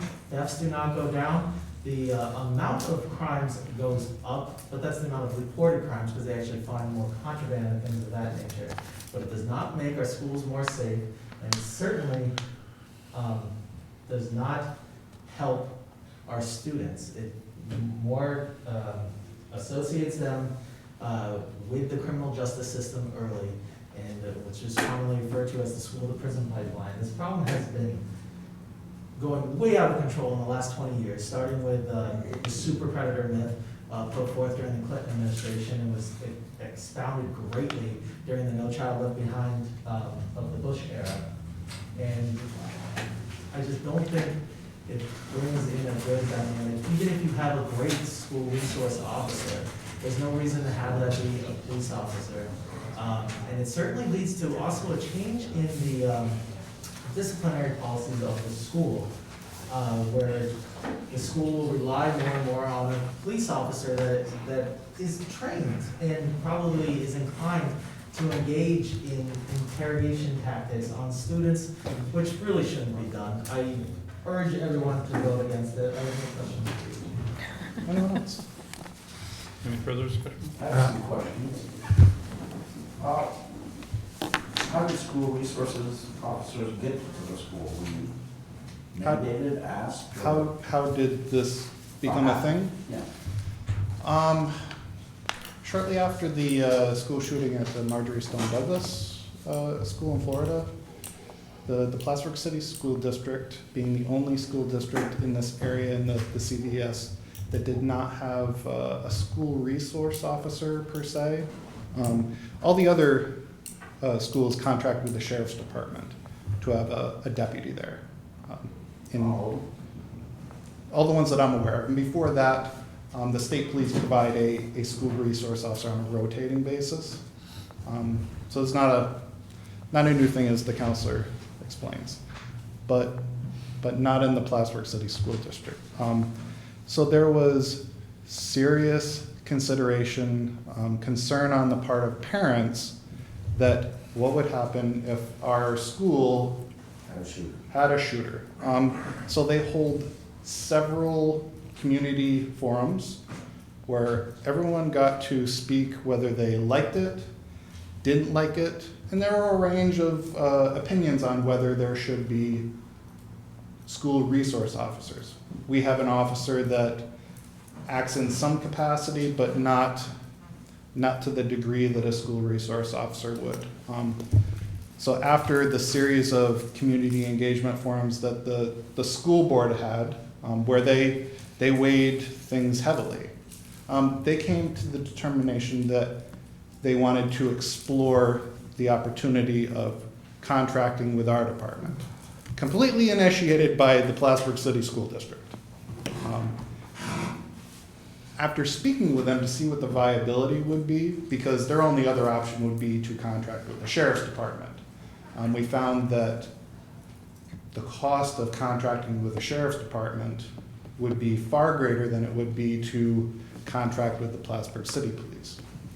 Also considered was the good working relationship that we already have with the Plattsburgh City School District. We frequently hold drills in conjunction with their staff when it comes to mandating lockdown drills, fire drills, etc. So after lengthy discussions on what would be unique about the Plattsburgh City School District and how they even wanted the officers to look, we decided that it would be better for the Plattsburgh City School District, and what they requested was to not have them in a traditional police uniform. So what they wear is a polo shirt with khaki pants. They are armed. That is something that the school district requested. Again, along with a lot of serious input and consideration from the school board and the constituents, the taxpayers for the school. Why would if the city police have a higher pay scale than the sheriff's department officers, why would the cost by having that from the sheriff's department be higher than what the city police could do it for? Because the sheriff's department, and I'm not an expert on it, but they contract differently. They contract at a much higher price because the deputies can bid. So it might be a deputy there, it might be a special patrol officer, which is a peace officer. So they may not even get it's all on a bid process. So you might get a deputy, you might get a special patrol officer, which is a peace officer, in the outer line regions. But So- even your officers are typically, this individual, 16 years experience, is paid more by you than any deputy of the sheriff's department, aren't they? No. I don't think. These special officers are both retired and Oh, I see. their salaries are roughly 37,000 a year. Gotcha. Benefits, it takes them to about 40 and a half. So that's where you get the $81,000 reimbursement, 67.59 per month. Is that what the city, the school pay the city? Yes. Yeah, so, So it's not a cost to the city for the most part? It's no. not a cost. No, it's a cost cover completely because their pay plus social security, which has to be matched, plus workers' compensation, couple percent, and disability, all goes into the total reimbursement. Because they're already retired and they're already receiving health care and retirement and their retirement from the state of New York. City paid for that prior. So I also, so, much further into this, we wanted to develop an agreement that also was different than what traditionally would be in the outlying regions. No fault to the outlying regions. So the school administration actually found a school resource officer contract that was, it was really what they were looking for. We again tailored that specifically to what the school wanted, times that they were to be there, what functions they wanted to be, how they were to not take any action with respect to a traditional police officer. They were to report directly to the school administration, to not exercise traditional police functions. They were there to be a safeguard, if you will. That's the origin of it, and that's up to when it was instituted. Those were the things that we developed. If they're under the authority of the school district itself, does the school district absorb any legal liability should an event occur where the city may get sued? The city absorbs the liability for the contract. That came up last year too. And that's a deal breaker for me. Well, just to be clear, there's mutual indemnification language in the contract. So basically, both sides indemnify each other based on the current language that's in the unsigned contract. I didn't really see that. I see a great But it's a opportunity hardship. for something to happen. A kid grabs a gun and shoots somebody, they get in a scuffle and break a kid's leg, or something happens where they can't work for the rest of their life. That's a huge liability that could be on the city. And I see no reason why we should take that great risk. But that's just my opinion. Has there been any arrests at the high school or the grade? Now, are you in all three schools or are you just? There are 5 buildings with which they cover, and they do it in a way that we don't divulge for the security reasons, but they cover all 5 buildings. Has there been any arrests? Have you arrested a lot of students? By the school resource officers? Yes. 0. Zero. They don't arrest. They don't arrest? No. That's a police officer's job, and that's not what the school resource officers do. What does our school resource officer do? Does he provide support? They do a number of things. I submitted a report that Councilor Gibbs had requested. I don't know if you had a chance to read it, but it goes over all the things that they do.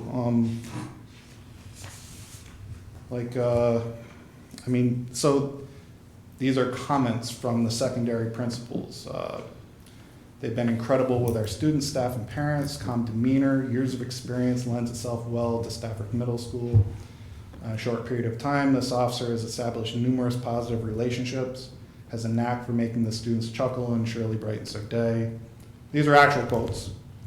Constantly sitting and enjoying conversation, building relationships in the cafeteria. Our students and staff members feel safe and they know they can go to these officers for anything that they need. So some of the things that they do, there's an improved communication level between the police department and the administrators and the student support staff. Just because it's easier to ask someone who was a police officer, but isn't now, opinions, instead of calling the police department and asking a supervisor or having an officer go up and respond for something that might be easily answered by someone that at one time was a police officer. They assist with all the drills. They're available at drop-off and pickup for prior to the institution of the school resource officers. If you had ever tried to pick up or drop off your child, the parking was a nightmare. So this is one of the things that they were able to help make a more of a functional parking system. So non-traditional school resource officer, but still making the whole process better. One of the things that in the requests was having a marked police vehicle out in front of the buildings to act as a visual deterrent. And this was at the time when, you know, the feeling that the schools were soft targets. So this was another thing that was addressed by the school board. But it's those kind of things that are, our patrol officers serve a specific function. I think based on the feedback that I have gotten directly from the school administration, they view it as a positive. In my last communication with them, they felt that the officers' role during the COVID lockdown, it provided them with the ability to have an outreach to students that were not responding to the distance learning, where they can't have a teacher go to someone's home. They're at home themselves. So it was thinking outside the box and the ability for them to lend a hand where they had not in the past, but still contributing in ways that help the success of the students and the facilitation of the teachers. So they've expressed great interest in proceeding further. Further discussion? I just have a question for Mr. Marks. Are they current on their payments, the school district? We just received today payment number 8 for this year. We've got 8 payments this year. 2 of them applied to last year. What we just received today in August was for June. So they're roughly 2 months behind, but we get them consistently. Did they work during the lockdown of the schools and the closure of the schools? Yeah, so Yeah, that's that's what what we the just talked last communication I had with the school administrators was they served a vital role even when the school was shut down. Yeah, we were paid for those months when they were shut down. Okay. And that's also in anticipation of what the school year might bring, that they view them as a vital resource. I wonder why the school district feels a need to go through us to obtain security for their buildings. It almost seems like we're the personnel office for the As school. opposed to doing it on their own, you mean? Hiring the people on their own? Yes, well, why don't they just hire their own security guards? And I wonder, do these people report to you? Do these 2 gentlemen report to you, Levi? In a civil service sense, yes, but they are under the direction of the school administration. Okay. So then I wonder even more, why are we even involved with this? If they want resource officers, they call them, I call them security guards, well, why don't they just hire their own? They might actually save some money doing that. But I don't see how they would. The question that comes to my mind is the school resource officer a liaison for goodwill between the police department and the student, or is it a negative role?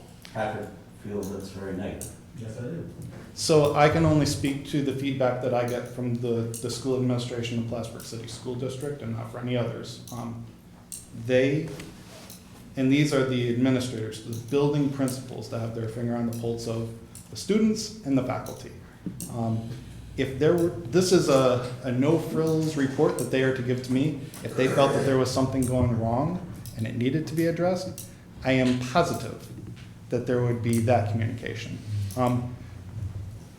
But this is 100% in support of what they're doing and how they are integrating into the school buildings. So I'm not aware of any negatives. I'm not aware of any. I would be shocked if there is, but. When I talk to school or students and parents, I don't talk to the administration. I'm sure the administration loves it and is in support of it, and that's why they're here asking for it yet again. Because they, Are in support of having school resource officers. and in your opinion, that they're in support of it because I'm sure they love it. I don't know if they're in support of it, I'm sure it's in the report that the chief shared on this. Can we move to roll call? Second by Councilor Barbell. All in favor of moving to roll call? Aye. Opposed? Roll call, please. Counselor Barbell? I just want to make a statement before I vote that I was here 2 years ago, I believe, or a year ago, when this first came on, and I spoke against this at that time as not a member of the council, and so I'm voting no. Counselor Kelly? No. Counselor Gibbs? No. Counselor Brody? no. Counselor McFarland? No. Counselor Moore? No, I was afraid Councilor McFarland was going to change his vote. Resolved in accordance with the request from Counselor Moore, therefore the Common Council authorizes the City Chamberlain to revise capital project H5110.74 2020 equipment purchase by increasing the appropriation by $175,000 for an additional equipment item to be purchased in the form of a large municipal tractor with a plow to be funded by the New York State CHIPS program. Moved by Councilor Gibbs, and second by Councilor Moore. Discussion? yeah, I'd just like to explain this a little bit. It's described as a tractor, but it's really a trackless machine, which is probably one of the most versatile pieces of equipment that we have. The trackless machine that it would be replacing is a 2003 model, so it's 17 years old. They're very durable pieces of equipment, but it's pretty much reached the end of its real useful life. So this machine comes with many attachments. It can sweep. Part of this includes getting a salt spreader, which is very important. You see people spraying salt by hand. This machine can just do it. You just do a drive-by, it will spread the salt and sand rather quickly. It will keep things more efficient. It's also going to have something that is very useful too. You'll be able to blow snow like downtown, away from the curb or the sidewalk, right into a dump truck, so you don't have to haul snow with a front end loader or anything. It's a very, very useful piece of equipment, and I want to say I'm definitely for this. I think they're going to come up with CHIPS money for some of this, but however they fund it, we're due to get another one that is a very key piece of equipment for the public works. Am I correct in that it was on the capital plan for next year anyway? It's just moving it up for 1 year? I'm not. Yeah, the other machine is in the shop mode, and it's out on the field, so. And that one does have tracks, even though they call it trackless. This one has radial tires. Yes, it's a much more efficient machine. Yeah. It won't be as tough to maneuver it, and also won't be damaging to the surface as it rides over as much as the other one. And the older machines don't take all the attachments that they made for this, like that chute we're getting and the stall spreader may not actually fit on that old machine, so that's another drawback of trying to get a little bit more out of the old machine and getting new attachments. So will the attachments come at this price, Jeff, or are they additional? Yeah, the actual machine, I can't remember off the top, it's about $132,000. We're gonna get an extended chute, a new snowblower chute, a sweeper, and I believe they come with a plow. And the salt sand spreader. And the sand spreader, yeah. So it includes a lot. And CHIPS is paying for this? Yeah. Yeah, that money can be used for equipment, road equipment, as well as for the roads. It's for maintenance of the city streets and roads. Good deal. Any further questions or discussion? Roll call? Counselor Barbell? Yes. Counselor Kelly? Yes. Counselor Gibbs? Yes. Counselor Brody? Yes. Counselor McFarland? Yes. Counselor Moore? Yes. Resolved in And accordance that's a waiver reading on items number 7I, J, and K, and move or approve the resolution. Second Moved by that. Councilman McFarland, second Councilor Gibbs, all in favor? Aye. Aye. Opposed? Discussion of the very similar items themselves. My only one question is, I see a lot of these mention the same parts, that they're all gonna be coordinated so they don't interrupt each other. Yes. Yes, the best totally possible. Yeah, I figured, just thought I'd make sure. In previous years, when we had a person responsible for working with each of these teams, I don't know if an MOU was important, but I think it is important to spell out mutual responsibilities at this time, so there's absolute clarity what the association is responsible for, et cetera. So I imagine that the MOUs managed to spell out all the various mutual responsibilities and liabilities and insurance, et cetera. The best we can, yes. Basically, no fee to use the fields.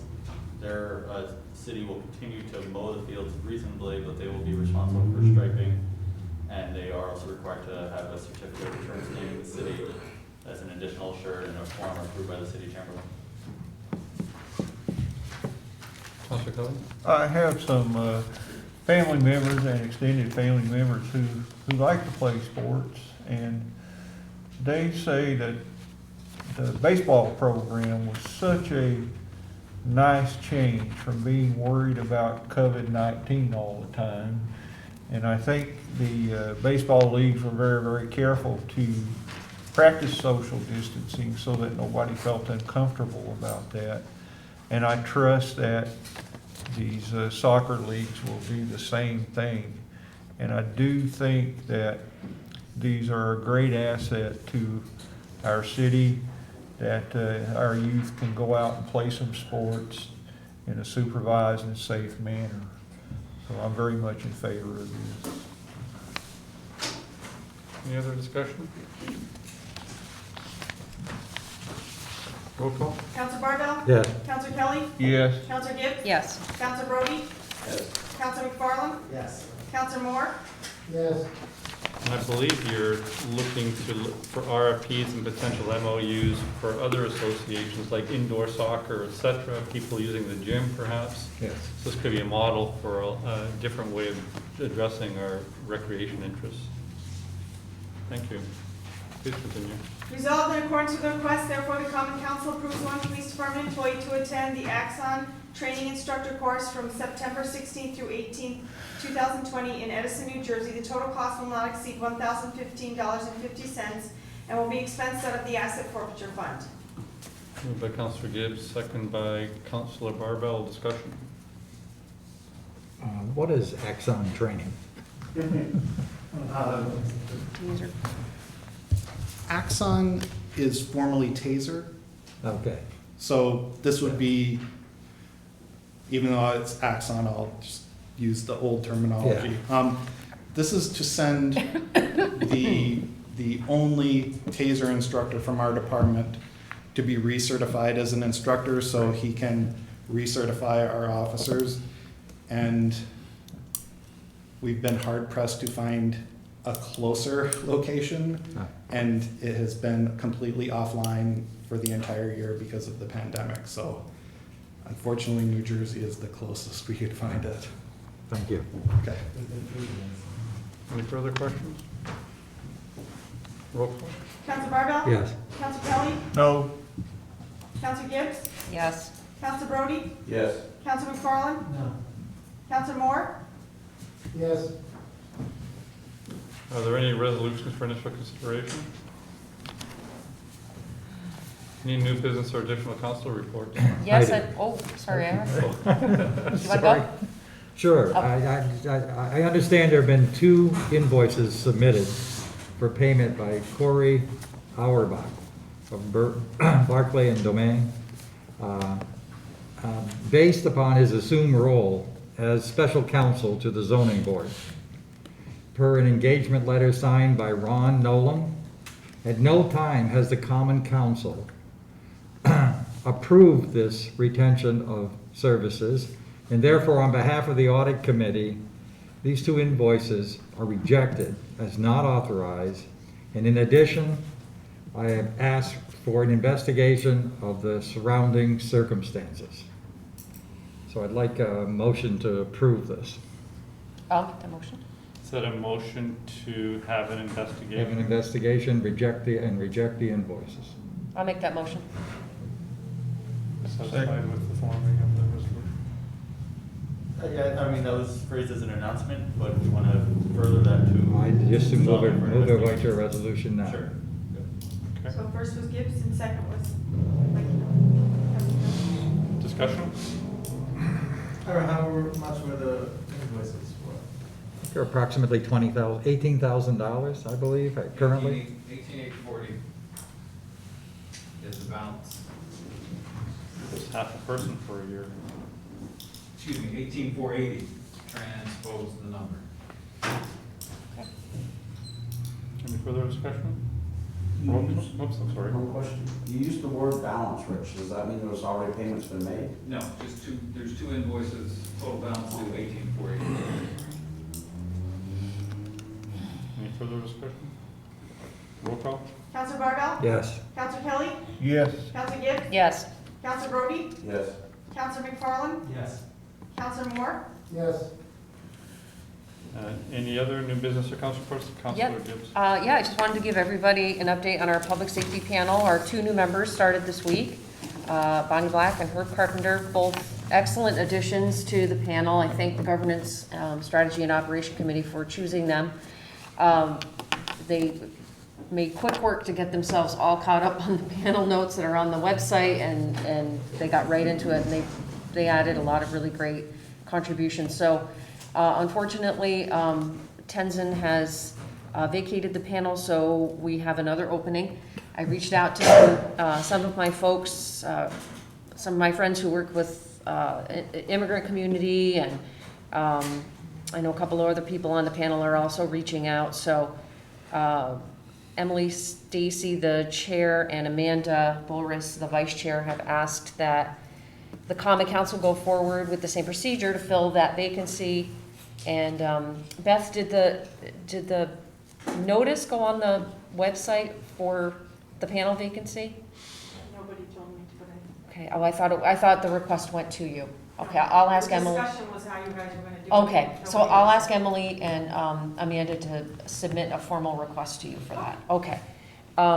So we completed and approved a survey with the distribution, and that is live, and all of our meeting dates and times are on the website, so I just want to give everybody those updates. I think somebody also produced a really cool video on your behalf to get more people involved, and they used the term in the video that the request for additional members is authorized by the Common Council. So do you want to do a straw poll with your council members just to make sure that you've all endorsed sending that message out to invite more people to submit their names to join? Sure. I just didn't want to have anybody speak for the council without having discussed with the council, but it's an excellent video, I saw it myself, but just wanted to give you warning. If anybody have any concerns about that, just put it that way. Great. I would like to ask if you could send a copy of the electronic copy of the survey to the council as well. It's on the so we- website. So we You can can go see find it. Thank you. Any other new business or council reports? Yes. Beth handed me a email that I also received while we were in council session, and it asked for please be read at tonight's meeting. I assume Beth will probably read it as part of public comments, but I'll give Beth a break and read it now. It's from a woman named Martha. She said, "Dear council members, I spoke with Jeff Moore earlier this week about the increase in smoke in our neighborhood this summer. In the 40 years we have lived on McDonough Street, we have never had such a prevalence of smoke from backyard fires in the evening. Many days in the last couple of months, we had to close our doors and windows early in the evening. It has been the norm to do that before I smell smoke, and last weekend I thought I was prepared, but the smoke was so thick, it permeated my house anyways. I have advanced pulmonary fibrosis, and I'm waiting for a double lung transplant. My immediate neighbor has COPD, and another neighbor has a quadruple heart bypass. We are all very high risk and should not have to deal with this. Those are just the people I know of. I have no doubt that there are others with health issues that are silently suffering. We have loved living in Plattsburgh. One of the key factors in my deciding to move here after several years in Boston was the clean air and blue skies. With the California fires allegedly causing diminished air quality on the East Coast, as well as the fires we had in Quebec and Ontario, it seems unconscionable that we would deliberately allow the air quality in Plattsburgh to be diminished in any way. At the very least, could a moratorium be declared effective immediately on all backyard fires in Plattsburgh? Thank you for your consideration. And this is not the first time this has been brought up. I remember when I was new to the council, I brought something similar to the council, brought by a constituent. And we do have rules on backyard fires, that there can't be so many feet from a property line. And I believe when we discussed it then, it was brought up that those rules would be more strictly enforced. But it definitely does seem that this is still a problem. It was brought up then that maybe we should pursue banning fires, backyard fires. Just to clarify, there's also a provision that says in addition to the setbacks for the fires and smoke arresters and containment, if there is a complaint based on a fire, there's a protocol where they can call the police or FD, and then they can respond and force the fire to be put out. Yeah, So I there is think also they an came up- overarching subjectivity to it as well. Yeah, I think when they came up 2 years ago, like, they had to go to the building inspectors, but the building inspector wasn't in operation after 5 o'clock, and we expanded it to the police. I could be wrong on that exact procedure of how it read, but at any rate, no matter what we did, it does seem like this is still an issue. Clearly, it's an issue for this constituent, and I've heard grumbles about it. And I think her request for a moratorium is not uncalled for. And I think pursuing a local law, if it needs to be a local law, banning outdoor fires in the city is appropriate. I have a fire pit, I've never used it, but I do have a very big backyard in my neighborhood, where it probably would be fine, but this is, she says she lives on McDonough, which is a much more tight-knit, neighborhood, and it's clearly causing angst for this one constituent, and she names a couple other constituents, so I think it's definitely worth pursuing. Yeah, I brought this up last year because I had the same complaint from a woman in my neighborhood, and she lives in a little cul-de-sac, so the houses are close together, and I just really couldn't get any traction with it last year when I brought it up. But this has been brought up for now, I think we're going on year 3 that this has been brought up. And I think the barrier to banning fires altogether in the city was religious exceptions. And there was something else, Dean, but I don't remember what. I know religious exception sticks out, but that's what sticks out. I haven't studied it since we brought it up. right. And so we abandoned it because, and then we talked about like a permitting process, but then we thought that would become too cumbersome for your office, and trying to allow some people and not others, and then it would it fizzled up because we just couldn't find a good way to pursue it.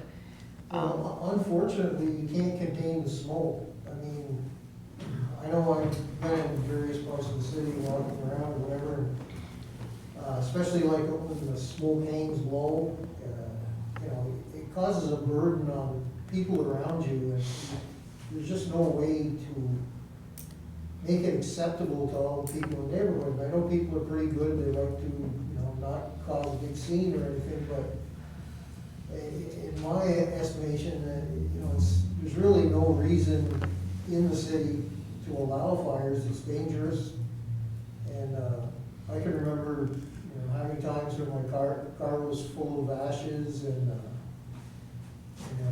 you have to put up with the smoke. My tenant did not, lives upstairs, he complained he had to close his windows, and he's complaining again this year too. I mean, we need to take a serious look at this. If it just affected the people there, and their next door neighbors is one thing, but it really encompasses a much wider area than what we can contain the smoke and the ashes. I'm not sure you'd be able to frame as some sort of a local law today. Might be something you want to discuss amongst yourselves anyway. Well, she asked for a moratorium. Can that be done by a resolution on initial consideration? No, there's a process, typically by local law. So I would ask that our corporate counsel look into drafting a local law to ban backyard fires.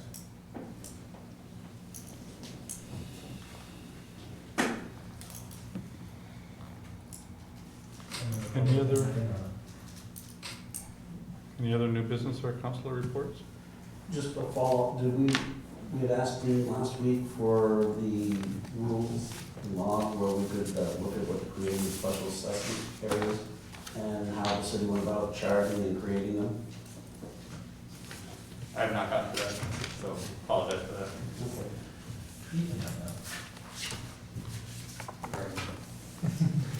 Anything else? This time, is there any additional items from the public they'd like to come and address the council? Mayor, if I could just ask one question. The Community Development Office continues to monitor the parking situation in the city. The Broad Street lot has been closed for almost a month now, and I just wanted to know if any of the councilors or the mayor's office had received complaints about lack of available parking downtown since that happened. I've got no. I think one of our councilors, haven't you had some complaints about parking because of the Broad Street? Where parking is a hard thing right now, it's very hard to, and get people take advantage of the parking situation. We had a situation, we actually had to call the police, a person called the police recently about parking and turned back out and couldn't get around the barricades and such. Okay, so this is specifically people coming in and out of the auction house? Okay. Any complaints about general capacity, people not being able to park in front of restaurants or anything like that? No. Okay, so just as a frame of reference, if the council will recall in the GEIS, the number of publicly available spaces in the downtown now versus the number that will be available after all of the DRI projects are done. Within the special assessment district, there's a reduction of 20 spaces. Now, with the county's work in its Oak Street lot, which is about half a block outside of the SAD, there's another 20. So in the downtown area as a whole, we're looking at one-to-one parking replacement, which, as the mayor knows, is what we've always striven for. The number of parking spaces in the Broad Street lot is 59. So if we have been operating for a month now with a deficit of 59 spaces, which is 3 times as much as the deficit as we will be looking at in the SAD when all of the DRI projects, including the Prime project, are done, then I think that has to be one more piece of evidence to say that the project's opposition's claims about what the city's parking plans will do to downtown are vastly overblown. I agree. Just wanted to say that. Thank you, Matt. Thank you. We all agree. Appreciate that update. Any other comments from the public? Seeing none, do I have a motion to adjourn? Moved by Councilor Gibbs and seconded by Councilor McFarland. Roll call. Councilor Barbell, sorry. Yes. Mask. Councilor Kelly. Yes. Councilor Gibbs. Yes. Councilor Brody. Yes. Councilor McFarland. Yes. Councilor Moore. Yeah. Thanks, folks. Councilor Barbell. I have that. On what? Sure. Martha Levy? Yes. Yeah,